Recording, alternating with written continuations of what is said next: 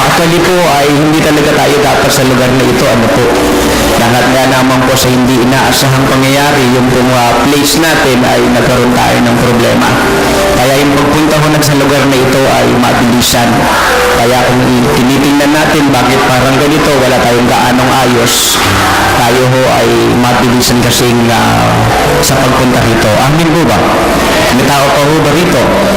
Pero ganun pa man na ay ang kapangyarihan po ng Diyos ay dadaloy po sa ating lahat sa araw at oras nito. Amen.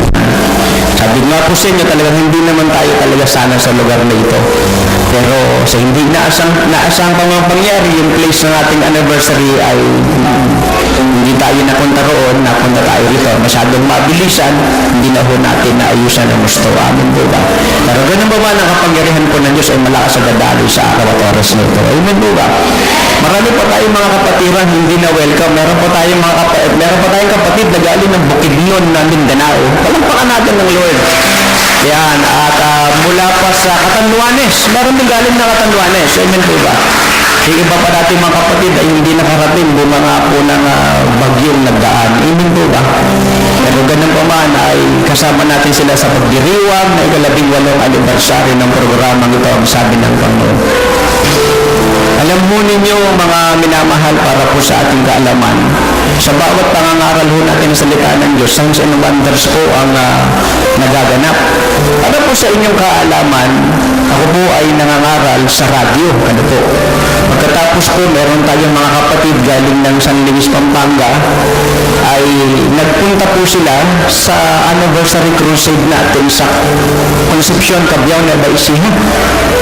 At meron po isang babae roon, hindi ko alam ang sakit niya, mayoma pala yung sakit niya, mayoma. Alam niyo mayoma?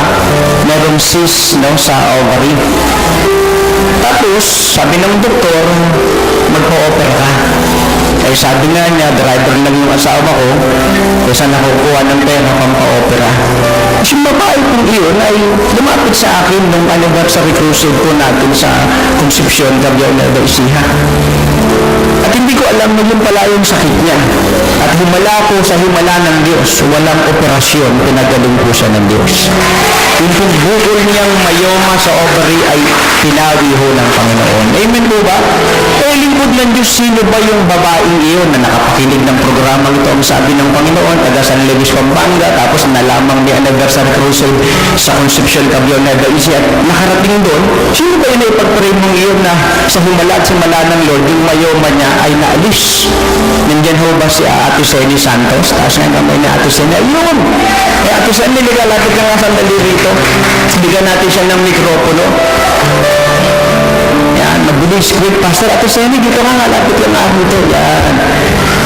Alam niyo po, si Ate Seni hindi ko ito kilala. Basta ako lamang po nangangaral sa programang ito, ang sabi ng Panginoon. Ate Seni, kwento